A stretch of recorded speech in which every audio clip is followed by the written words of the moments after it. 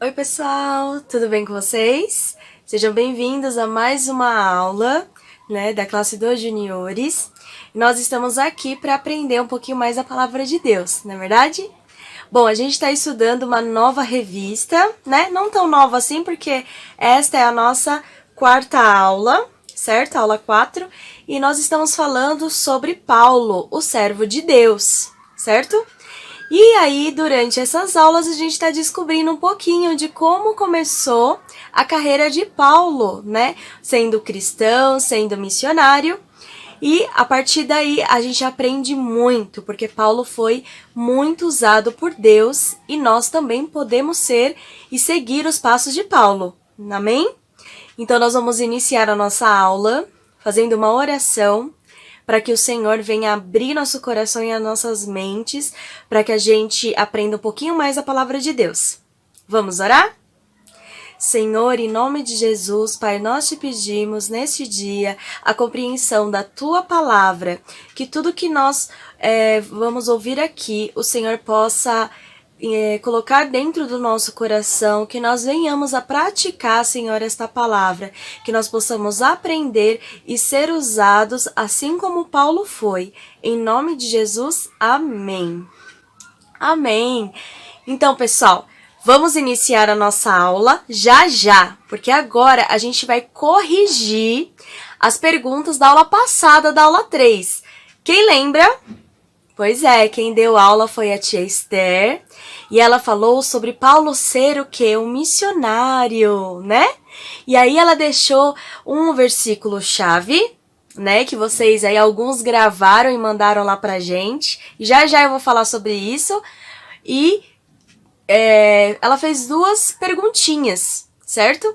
Duas perguntas que eram para vocês responderem, que alguns também já responderam lá no nosso grupo do WhatsApp. E ela falou sobre o versículo-chave, que está em Marcos 16:15, que diz o seguinte: vão pelo mundo todo e pregue o evangelho para todas as pessoas. E foi exatamente sobre este mandamento que Paulo começou a fazer as suas viagens, com o objetivo de pregar o evangelho a todas as pessoas, certo? Então esse é o versículo-chave e a gente vai corrigir agora as duas perguntas. Então a primeira pergunta é a seguinte: quem viajou com Paulo? Muito fácil, né, gente? Foi Barnabé, lembra dele? Que era Barnabé, o seu nome, José das Consolações, e ele veio da onde? De Chipre. Então, quem acertou? Levanta a mão. Foi Barnabé, ok? Vamos lá para a perguntinha número 2, que diz assim: o que o povo de Listra pensou que Paulo e Barnabé eram? Paulo e Barnabé eram deuses, porque eles faziam milagre em nome de Jesus, E depois de achar que eles eram deuses, o que aconteceu? Eles quiseram matar, Paulo e Barnabé apedrejado, mas aí houve um milagre, Que eles levantaram e seguiram em frente, não é verdade? Então é isso, pessoal, é isso que Deus faz nas nossas vidas, milagres. Quem acertou essa aí, levanta a mão. Eu acertei, porque essa estava bem fácil, não é verdade? Então, pessoal, nós vamos entrar na nossa aula de hoje, que é a aula da lição 4, e fala sobre o quê? Que Paulo aprende a se alegrar no Senhor. Como que funciona isso? Como que a gente se alegra no Senhor? Então, a primeira coisa que a gente precisa entender que se alegrar é você ter alegria. E no nosso mundo de hoje, como que a gente fica alegre, hein? Será que a gente fica alegre porque ganhou um presente? Eu fico, que eu adoro ganhar presente. E você também aí, no Dia das Crianças, Todo mundo ficou feliz, todo mundo ficou alegre porque ganhou aí um presentinho, da família. Mas essa alegria é o suficiente?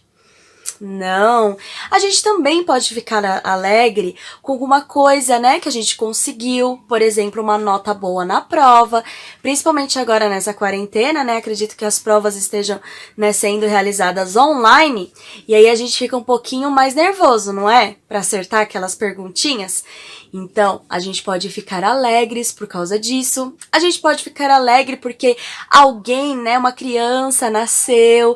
A gente pode ficar alegre porque alguém foi curado. Então, a gente tem várias alegrias. Mas todas essas alegrias, elas são passageiras. E a gente vai falar hoje de uma alegria que ela é eterna, mas não é qualquer alegria. É uma alegria que é dada do Senhor. Ele que nos deu essa alegria, por isso que nós ficamos alegres. Só nos dias bons? Não. Nos dias ruins também, e principalmente nos dias ruins. Então nós vamos ver agora como que Paulo se alegrou no Senhor em algo que aconteceu na vida dele. E o nosso versículo-chave é super fácil. E ele se encontra em Filipenses 4:4. E diz assim: alegrem-se sempre no Senhor. Novamente, alegrem-se.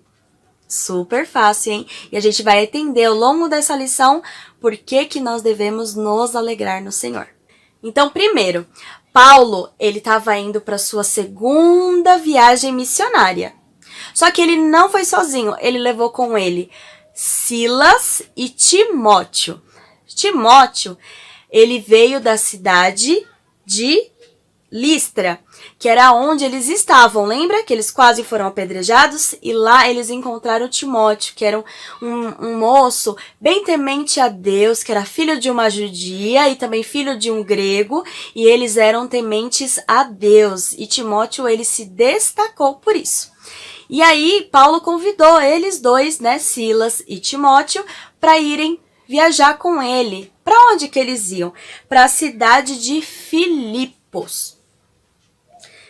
A cidade de Filipos, quem nasce lá são os filipenses. Sabe aquele livro que tem na Bíblia chamado Filipenses? Então, é o povo que mora lá, que veio de Filipos. Então, eles estavam indo para lá, ok? Que é uma cidade muito importante da Macedônia, tá bom? Vocês vão ver aí no mapa, combinado? Então, vamos lá. Eles foram para lá fazer o quê? Para pregar a palavra de Deus. E eles estavam perto de um rio. Porém, apareceu uma pessoa que começou a incomodá-los o tempo todo. E para isso, nós vamos ler em Atos 16, versículo 16 até o 19. Vamos lá? Olá, juniores, paz do Senhor. Tudo bem com vocês? Hoje vamos ler Atos capítulo 16, versículo 16, 17, 18 e 19. Vamos lá? E aconteceu que, indo nós à oração, nos saiu ao encontro uma jovem que tinha espírito de adivinhação, a qual, adivinhando, dava grande lucro aos seus senhores. Esta, seguindo ao Paulo e a nós, clamava, dizendo: este homem que nos anunciam o caminho da salvação são servos do Deus Altíssimo. E isto fez ela por muitos dias.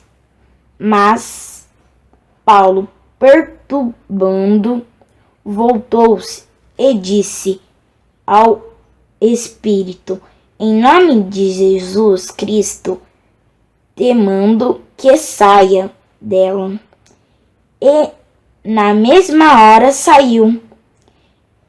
E vendo seus senhores que a esperança do seu lucro estava perdida, prenderam Paulo e Silas e os levaram à praça, à presença dos magistrados. Então é isso. Vocês viram aí? Ela era uma cartomante, igual nos dias de hoje. Não sei quem já viu aí alguma cigana, essas mulheres que leem o futuro, né? E elas são usadas pelo inimigo, porque não é verdade. Ninguém pode prever o futuro e contar assim para outra pessoa. A gente só pode confiar o que está escrito na Bíblia, o que vai acontecer que está escrito na Bíblia. A gente não pode confiar nessas coisas, certo? Então, se alguém te abordar algum dia dizendo que vai ler a sua mão, ler o seu futuro, usar cartas, essas cartas de tarô, não aceite, que isso é pura enganação do inimigo. E essa cartomante, essa mulher, ela era uma escrava. E o que ela fazia? Adivinhava o futuro das pessoas para ganhar, ó, dinheiro. E esse dinheiro, será que só ia para ela? Não, ia para os donos dela. E quando Paulo viu isso e repreendeu em nome de Jesus o espírito maligno que estava nela, na hora ela não pôde mais adivinhar nada. Só que aí os donos dela ficaram super irritados e bravos, pegaram Paulo, Silas e levaram para longe para os governantes e falando, olha, eles ficam falando coisas feias, tal. A cartomante ficou falando que eles eram realmente filhos do Deus Altíssimo. Ela estava falando a verdade, mas uma verdade que não estava vindo de Deus. E por isso que Paulo repreendeu. Mas mesmo assim, os donos ficaram irritados e falaram que eles estavam mentindo sobre tudo que eles estavam falando. E aí o que aconteceu? Os governantes amarraram eles e chicotearam, bateram neles. Olha só, tá vendo como eles apanharam? Já tinham apanhado lá, sido apedrejado lá em Listra. E chegando em Filipos, eles também apanharam. E o pior aconteceu. Eles foram presos. Mas o que será que aconteceu na prisão? E quando eles foram presos, puseram ele em troncos bem fortes de madeira para prender as mãos, as correntes, né, que prenderam as mãos, o pescoço, tudo. Eles ficaram completamente presos dentro da prisão. Só que aí, no meio da madrugada, eles começaram a cantar louvores a Deus. Olha só. E cantaram vários hinos, várias músicas, né, da época deles, é claro. E o que aconteceu? Deus libertou Paulo e Silas. Mas como ele fez isso? Milagrosamente, mas de uma forma natural. Que Deus, ele age no nosso mundo de forma natural. Então ele utilizou o terremoto para que o terremoto, quando começou a balançar o chão, começou a quebrar tudo, as correntes se quebraram, caíram no chão e Paulo e Silas foram soltos por Deus, porque eles começaram a louvar a Deus no momento que eles estavam presos. Olha só que lindo, né? E aí, eles ficaram soltos lá dentro da prisão. As portas de ferro também se abriram. Será que Paulo e Silas... Será que eles fugiram? Para saber isso, nós vamos ler em Atos 16, versículo 27 e 28. Vamos lá? Agora, vamos ler Atos, capítulo 16, versículo 27 e 28. Acordando o carcereiro e vendo abertas as portas da prisão, tirou a espada e quis matar-se, cuidando que os presos já tinham fugido. Mas Paulo clamou com grande voz, dizendo: não te faça nenhum mal, que todos aqui estamos. Então é isso. Tá vendo? Vocês viram como eles eram pessoas corretas?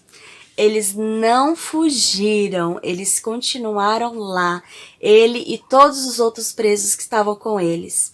E aí, o carcereiro, que era um guardião ali da prisão, quando viu que os portões estavam abertos, ele pensou em tirar a sua própria vida, porque já pensou se os responsáveis lá pela prisão, os governantes, vissem aquilo, ele ia com certeza iam matar ele. Então o carcereiro pensou em tirar sua própria vida.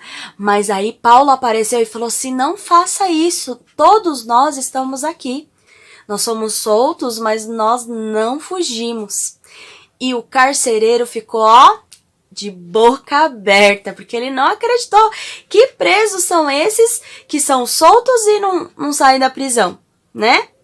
E ele quis saber um pouco mais disso. O que aconteceu? Que Deus é esse que vocês estão falando que libertaram vocês da prisão? Que vocês louvaram durante a madrugada. Ele queria conhecer esse Deus. Como assim? E aí, quando eles contaram para ele sobre Jesus, sobre que Jesus morreu, que Jesus ressuscitou para salvá-lo, imediatamente o carcereiro falou assim: eu quero ser salvo. Como é que eu posso fazer isso? E aí eu te pergunto, o que a gente precisa fazer para ser salvo? Então, para a gente saber o que nós precisamos fazer, então nós vamos ler Atos 16, versículo 31. Vamos lá? Agora vamos ler Atos 16 e versículo 31. Ele disse: crê no Senhor Jesus Cristo e serás salvo, tu e a tua casa. Tá vendo, gente? Que coisa mais fácil e simples. Se você crê, você vai ser salvo e a sua casa também. Olha só que maravilha. Aquele carcereiro ficou super feliz porque ele ia ser salvo e toda a sua família. E logo que ele ficou sabendo disso, ele falou: eu quero ser batizado, batiza todo mundo pra gente ser salvo e a gente poder ir para o céu. Então, fica a dica para você ainda que não aceitou Jesus. Você precisa ser salvo, se arrepender dos seus pecados. E é super simples, é só você pedir para Jesus entrar no seu coração, que você vai ser salvo, e você também pode orar para que a sua família também seja salva. E todos poderão ser batizados. Quando Jesus voltar, a gente vai se encontrar lá no céu. Olha que maravilha! E sabe o que é mais legal de tudo? O carcereiro, que era um guardião da prisão, que estava lá vigiando todos eles, além dele ter aceitado e crido em Jesus, ele ainda ajudou Paulo e Silas.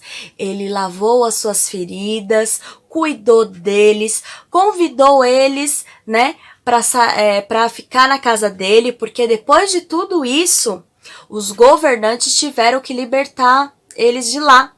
Porque eles não era para eles estarem presos, não era o que Deus tinha planejado para a vida deles. Então eles foram soltos de verdade. E o carcereiro levou eles para lá, para casa dele, para comer, deu comida, deu casa, cama, tudo de bom, hein?